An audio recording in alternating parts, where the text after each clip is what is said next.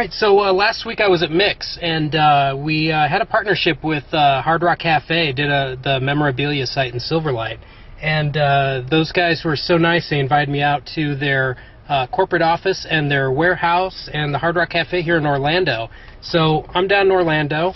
They gave me a map, and I got to find this place, and we're going to go check it out. Here we are. We're in the VIP room up in the second floor of the Hard Rock Cafe in Orlando.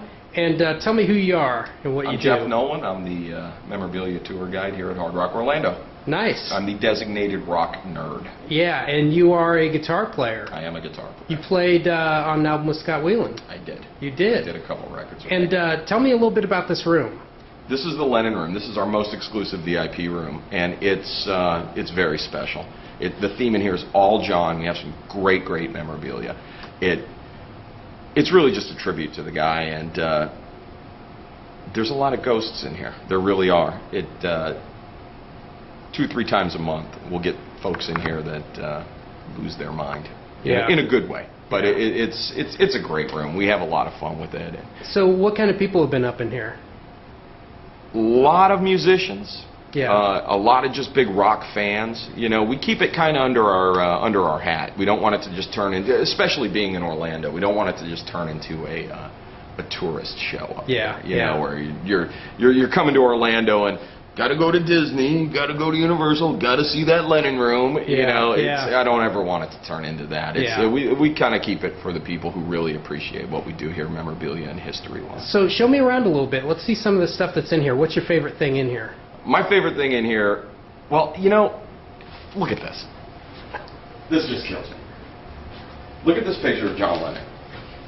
That's John in 1963. Rock star. Nice. He looks like Peter Sellers here. You know, it's crazy. So think about it. That's 1963, right? This right here is 1965. Wow. And then this right here is 1968. That's only 5 years. 5 years. It's the blink of an eye. You know, all that cultural change that happened in the 60s that everybody knows about. I mean, you can kind of see it happen there. 3 pictures of John Lennon's face. It's just awesome. I love it.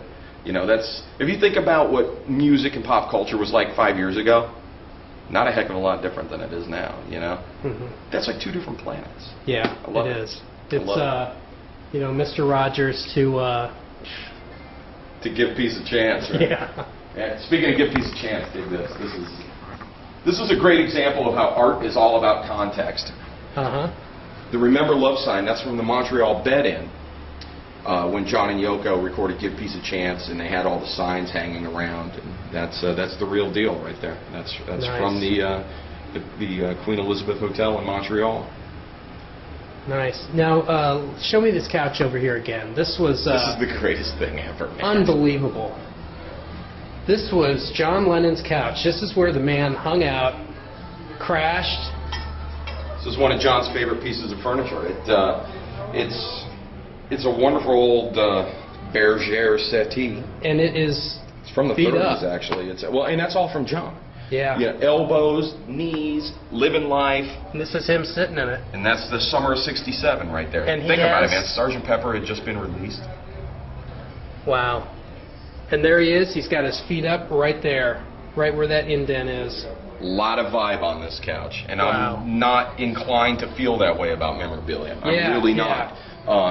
There's some voodoo to this couch. There really, you know, really is. I mean, you took me around. We saw some of the guitars and stuff where we got up here, and this is something special right here. It really is. Wow. And the suit was made for John in 1970 by D.A. Millings, who was a London tailor who did quite a lot of work for the Beatles, including like the Nehru collar, Ed Sullivan suits, stuff like that. Yeah. And I got to see this picture. Oh yeah, over this is so cool.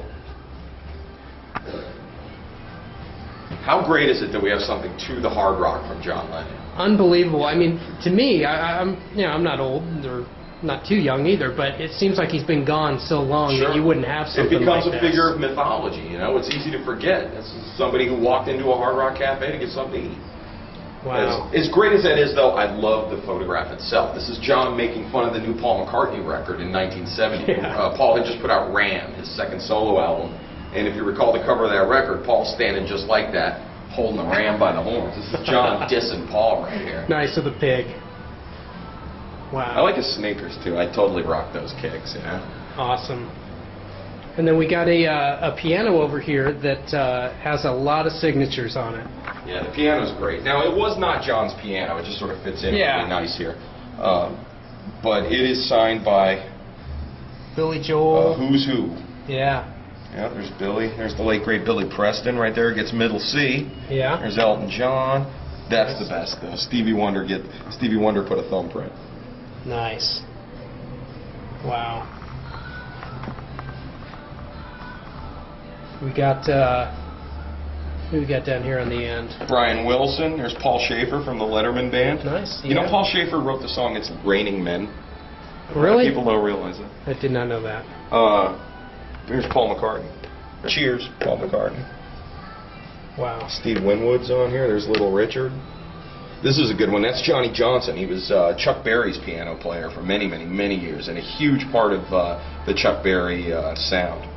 Wow. Recently passed away, actually, Johnny did. And how did you get all these signed on here?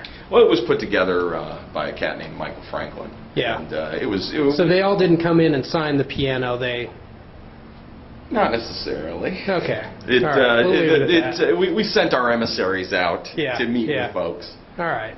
And we raised a lot. That piano we did to raise money for a charity we're heavily involved with called Give Kids the World, and we raised a nice chunk of change putting that thing together for them. We do a lot of stuff like that. Yeah, you give a lot to charities. We sure do. Yeah. That's a way that we acquire memorabilia as well. Is we'll work with artists and their pet charities, and we'll make donations to the charity to get memorabilia from the artist, and everybody wins. That's great. It's a That's cool awesome. thing. That's great. All right, so what do we get to see next? I can't even imagine. Let's go to the attic. Oh, wow, the attic. Yeah. Let's do it. All right, what are we about to look at here? Let's check out the attic. This is the attic. Come on in. Wow. Wow. This is one of our secret stash rooms. Nice. You got an electric chair. Everyone should have an electric chair. You know, you got to have something to regulate on the ill-behaved guests. Now, the electric chair belonged to the band Disturbed, and they used it live. And the singer would get in here, and there's a button right here, and he'd hit this, and it would cue a strobe light, and there's a vacuum hose that's perforated, and smoke would come out. And very Spinal Tap. Very. Well, it's the house that Alice Cooper built. Yeah. Speaking of, there's my ham-fisted segue. Alice Cooper signed the wall in here as well. Wow, look at all the signatures in here. Yeah, there's a few good ones, no doubt about it. You got Gavin Rossdale up there. He used to have a music career. Yeah. Now he's just married to Gwen Stefani. Yeah. There are worse problems in life to have, I suppose. Wow. David Lee Roth. Here's the guys from Poison. Had them up here just recently.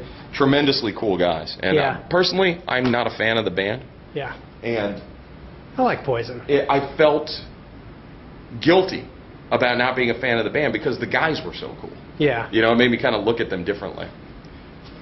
Don't mean I ran out and bought their damn records. I'll edit that out, maybe. was it Cece, or they have a different guitar player? It was Cece and Ricky. Wow. Yeah. No, they were great guys. Else. They were great. Brett was tremendous. That's great. He went out of his way with our stagehands and stuff to personally thank them all, and that rarely happens, man. Usually people just run to their bus and get out of here. Same. You know who else was like that? Who was tremendous with our staff? Who's that? ZZ Top. Really? Yeah, the coolest guys. Just the coolest guys. And, that's a legendary group of unbelievable potency. They're just so damn good. Big influence on the industry. And I'll tell you what, they acted, with the staff here and everything, they acted like old friends. They were completely unaffected, and it was blowing everybody's mind.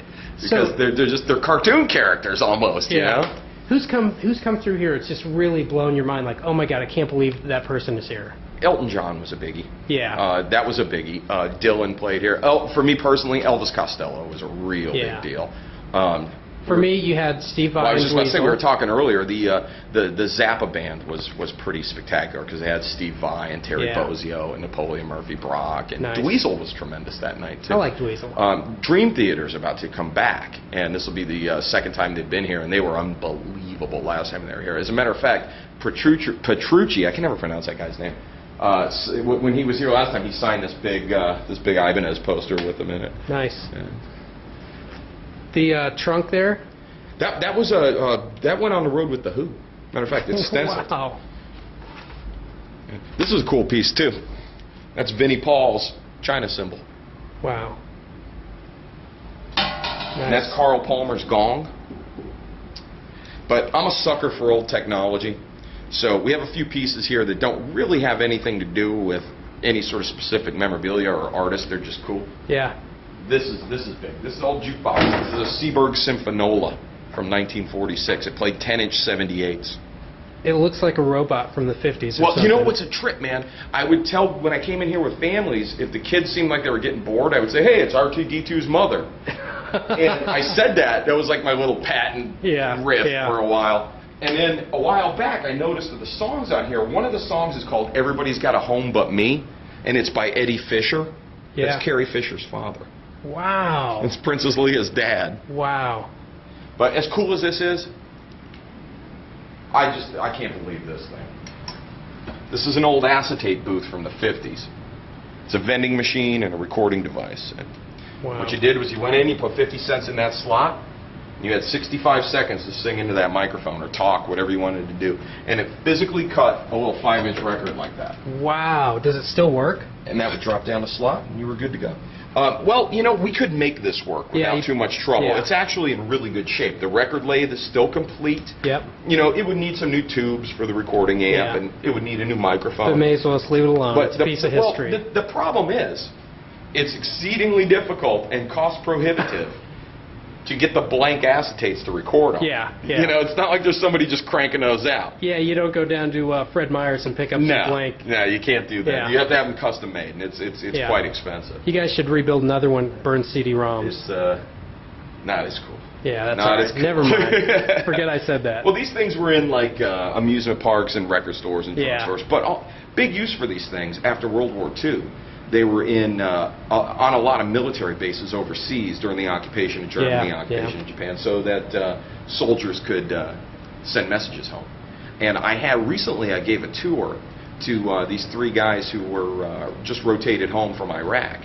And we were hanging out, and I got such a kick out of showing them this, because I had asked them, I set them up a little bit. I was like, what kind of facilities they got for you guys to communicate with home over there? And they were like, oh, it's okay. We got internet and cell phones and all that. Yeah, video phone, MP3, whatever. Yeah, well, this was, you know. Here you go. There's your video phone with no video. Your ancestral compatriots had to go a little more low tech. So what's the plane on top? It's just cool. Yeah, it is cool. Sometimes you just got to have things that are just damn cool. Yeah, it's old jet from the 50s. Yeah. And this is a cool piece. This sort of dubious-looking piece of curtain. That's part of the stage backdrop for the 1996 Robert Plant Jimmy Page tour. Wow. The No Quarter tour. I tease people that it's made of cashmere. Not all the jokes can be good, Larry. No, I know. But you try. Oh, there's my boys. Steve Vai. Oh, yeah, here's your Joe guys, Satriani. Right? Yeah. Actually, Pat Metheny's in Central Florida this week. But that's Gwen Stefani right there. She's on the wall. Here's the guys from the Kids in the Hall. Well, 2 of them, Scott Thompson and Dave Foley. But as a totally random piece of memorabilia that I just get a huge kick out of, that's a bag of seed peanuts from Jimmy Carter's farm in Plains, Georgia. Wow. No music connection there. And actually, there is kind of a music connection with Jimmy Carter. A lot of people don't realize this. His campaign finance manager in 1976 was the Allman Brothers manager. Well, there you go. And there's great pictures of Jimmy Carter in the studio with the Allman Brothers. Yeah, and that is the biggest T-shirt I've ever seen. That's a big one. The door, the T-shirt. A lot of really famous skateboarders have signed that. Yeah. Cool stuff in the attic, my man. Nice. Oh, this is kind of interesting. When Incubus played here, the singer Brandon came out and he had this Venezuelan flag kind of wrapped around his shoulders. Yeah. And, you know, and then just a few minutes into the song, he kind of just threw it over into the corner. Yeah. They loaded out and left and all this kind of stuff, and he left this on stage. So we just grabbed it and threw it up here. Nice. Sometimes you get memorabilia, you know, that way. Yeah. So what about the throne here? Well, that used to be in our New York cafe. the old New York Cafe on 57th Street. We're on Times Square now. But that used to hold one of Elvis's jumpsuits. It was all tacked into it. It was hanging on the wall. And then it came here, and for a couple of years, MTV did a concert series here. Yeah. And they did the interview segments with the artists in this room. And so a lot of artists got interviewed in this chair, especially the rappers. Yeah. Been a lot of big MCs in this chair. I bet. Wow. Cool piece. All right, I'll let you answer your walkie-talkie. Right on. This is our Pantera display. We have some amazing stuff here. Dimes Crown Royal guitar. God bless them. You gotta love the gig bag that comes with. A big Crown Royal bag. Nice. But the drum set is one of the best pieces at Hard Rock Orlando. It's really a true piece of history. That's the drum kit that Vinnie Paul was playing on stage in Columbus, Ohio, the night Dime was shot and killed. Wow. It's a witness to history. One of the more photographed pieces here in Orlando. Wow. Love it. Unbelievable. And you got a couple of Led Zeppelin things down there? Yeah, a couple little things. The duffel bag down there belonged to John Bonham on the and it's embroidered Bonzo. Yeah. It belonged to Bonham on the In Through the Outdoor tour. Bonham only got to use it for a couple weeks, right at the end of his life. It's a cool piece, though. It's hard to get Led Zeppelin memorabilia. Jimmy Page hangs on to it. Yeah. And, hey, it's his stuff. It's certainly his right. Yeah. And we got some Pink Floyd stuff there, too. The guitar is spectacular. That Gilmour used that in the late 70s during the American leg of a Pink Floyd tour. Yeah. And got some animation cells down there from the wall. Really good Floyd stuff. And those are the set pieces from the Division Bell. Wow. And got one of the masks from the wall? Yep, one of the masks the kids were wearing when they were falling into the meat grinder. Nice. The ever-popular meat grinder scene. Awesome. Tell me about this room we're in here. This is the Roots of Rock room. This is really a great room and probably has the most impressive memorabilia, in my opinion. I was impressed, It's right on. It's all like blues, rockabilly, early rock and roll. And a lot of the beginning of our Beatles collection, which is our pride and joy here in Orlando. Yeah, and I mean, you wrote the text for the memorabilia site, right? Yes. And there's just so much stuff. I mean, it's just, I can't even imagine all the things you've got still to put up. Oh, good Lord. But it's overwhelming. Yeah, but one of them that I couldn't even believe that you have here, you got to show me this. It's my personal favorite piece in the whole restaurant. This is Tommy Allsup's wallet. Tommy was Buddy Holly's guitar player on the last tour, on the Winter Dance Party tour, the plane crash tour. Now, he rather famously lost a coin toss with Ritchie Valens for the last seat on the airplane. So Tommy's life was literally decided with the flip of a coin. He had a registered letter from his mom waiting for him in Fargo, North Dakota, and they were headed up that way. He asked Buddy to pick it up for him. Buddy said, sure, no problem, just give me some ID so I can claim the thing. So Tommy's sifting through his wallet, looking for an ID. Buddy gets impatient. Remember, this is February on a tarmac in the middle of the night in a snowstorm in Iowa. Buddy gets impatient, snatches his wallet, and says, look, man, I'll give this back to you when you guys get up there. Tommy goes, all right. Buddy puts it in his pocket. This came out of the wreckage of the Buddy Holly crash. When the authorities got to the crash site, they assumed that Tommy had died. They actually spent quite a while looking for his body. And the initial press report listed Tommy among the dead. But not only did Tommy not die, to this day, Tommy's a first call session guy. He's a major country producer. He won a Grammy in 2000. Tommy's in his mid-70s. You know, you hear all these stories about live fast, die young rock people, rock stars and stuff. And Tommy's on the high side of 70, and he still works every day. I just find that incredibly cool. Yeah. He also, I get a kick out of this. He opened he had a bar for a while. He opened a place called the Heads Up Saloon because he called tails on the thing. Yeah. But this is a great piece right here on the thing. This is a Western Union receipt. That's Tommy wiring $50 home to his wife from the tour, and the date on it is February 2nd, 1959. That night, the plane went down. That's the beginning of a very bad day right there. Yeah. If you look at it historically, technically the plane went down on the 3rd, but it was like 1 in the morning. So it was really the night of the 2nd. That was the day the music died, for real. Indeed. Wow. And this is great. That's a handwritten receipt from December of '58. That was Tommy buying a Fender Twin Reverb amp, which these days would be a '58 Tweed Twin Reverb. If you're a guitar nerd like me and Larry, you know that's a pretty big deal. Yeah. But I just got to point out that Tommy paid a big $70 for that amp. Nice. Yeah. Wow. That is something else, and that went through the crash right there. Unbelievable. Cool piece. That is a piece of history there. My personal favorite. And then right over here, right next to it, Here they are. Buddy Holly's glasses. Got to get a load of Buddy in high school here. He's a sophomore here. Nerd. You know, it's funny when you look at rock star yearbooks, more often than not, the rock star's the nerd. Yeah. Wow. So what else do we have in here? That's an incredible piece right there. That's a handwritten letter from Buddy to his parents. And what he's doing there is giving them an update from the tour. But what I find really interesting is that in the text of the letter, at one point he indicates he may have to hit them up for some money because he needed to put a new battery in the car. Now, the date on this is November of '58. In November of '58, Buddy Holly is one of the biggest rock stars in the country, with top 10 hits and the whole bit. And you always hear how the guys in the old rock stars in the '50s got taken for a ride. Yeah. There's the proof, man. This is one of the biggest stars in the country who has to take a loan from his parents to get a car battery. Wow. He was selling millions of records at the time. Somebody was making that money. Apparently, it wasn't Buddy.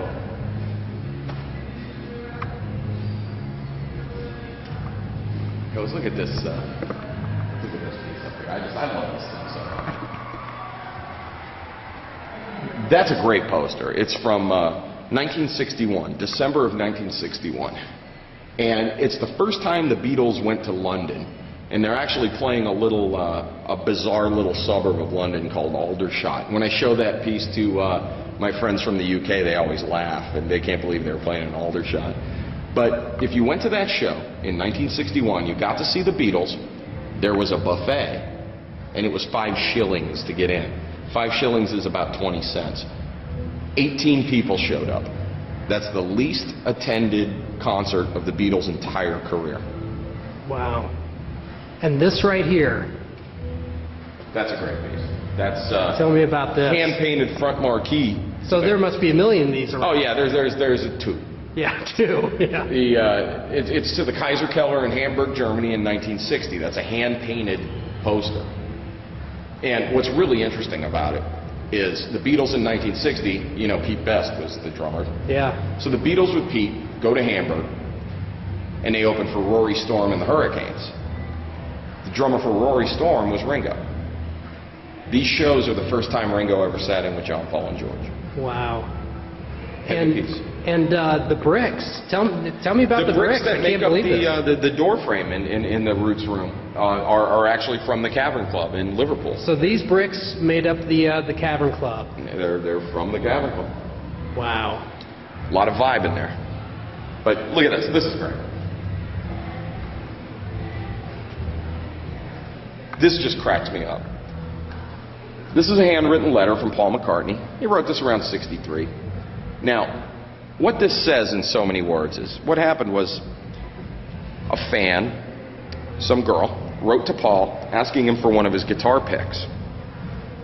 And in so many words, this says, look, honey, I'm giving away too many picks, and it's costing me a fortune. So here's an old Matchbox. Hope you don't mind. Nice. It's great. I bet she didn't mind. Oh, well, she kept it. Yeah, that's true. That's true. Wow. And then let me see this here. It can be hard to get an angle on this, but yeah, that's an impressive piece of memorabilia. We'll look at it as a blank sheet, and that'll be fine. Those are a page of handwritten lyrics to Let It Be. That's Smithsonian stuff right there. Yeah. And what I love about it is handwritten lyrics are just so cool. You know, they're so personal to the artist. You can really look into the process. But what's happening here that I love so much is there's alternate lyrics here. First, Paul wrote, "I wake up to the sound of music. Heaven lies in front of me." Then he crossed out "Heaven lies in front of me" and went for "Rainy days don't bother me." That doesn't work. Crossed that out before settling on "Mother Mary comes to me." Wow. Oh! I mean, that's just too cool, man. That's just too cool. Wow. Cool. All right, let's keep on moving. Check this out. This is one of my favorites here too. This is a recording receipt. This is from Sam Phillips' studio in Memphis, Sam of Sun Studios fame. Yeah. And if you look, the artists are Bill Black, and this is signed by Scotty Moore. Now, Bill Black and Scotty Moore were Elvis's bass player and guitar player, respectively. So these are, and this is in 1963. These are heavy cats. These are really, really major players. If you look at the rolls of tape they bought, it was all bulk erased. They didn't spring or clean tape. Probably saved themselves, 50 cents a roll doing that. I think that's. Wow. I was fascinated by that when we got that piece. The fact that they used secondhand recording tape, which is fairly common practice back then, but at the same time, these are not for the big shots. These are major guys. Yeah. This is a great guitar. And the stuff that they would record, people would probably digitize that to like 500-bit clarity now. Yeah. And there it was, you bulk digitize erased. it and it wouldn't sound as good. This is cool. This is Johnny Cash's Martin 0018 acoustic.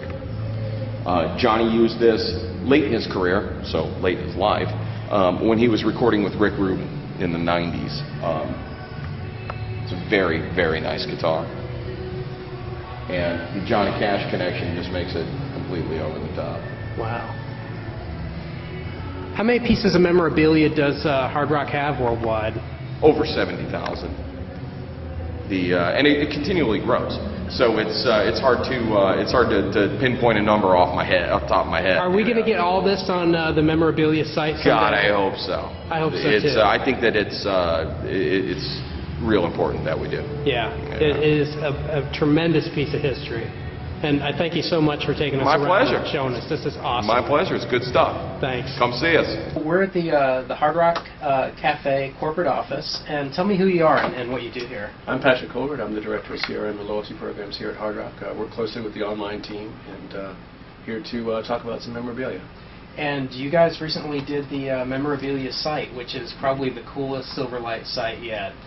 Tell me a little bit about that. How big was the team that worked on that? Yeah, well, thanks a lot, first of all, for the compliment. The online team here is 7 people, but we really work closely with the team at Vertigo to actually, they actually built the site out using Silverlight, and we'll also show you the SharePoint-based content management system that they put together for us. So the memorabilia site runs on SharePoint? Yep, exactly. Nice. So SharePoint with a SQL Server, of course, a database in the background. So. And how many things do you have in the memorabilia site so far? Right now there are, I guess there are 260 plus descriptions and high-res photos on the memorabilia site. Much more to come. It just scratches the surface of the 70,000 or so pieces that are in the whole collection. And how many of those pieces are in the cafes compared to you have them in storage waiting to go? Vast majority are in the cafes. Yeah. The cafes undergo redecorating the cafe with new memorabilia. Around averages every 7 years or so. So we'll try to photograph pieces as they come through the warehouse here, and just try to build the collection as we can. As time goes on. So here we are on hardrock.com, a newly integrated navigation here. I'll show you. And some of the items that you have are really high resolution. Mm-hmm. So those were taken with a different camera than just your average camera? Yes. So if we just check out Jimi Hendrix here, kind of zoom in on one of his guitars. What we see here is, of course, telling us what the piece is, where it is, something about the story, where it came from.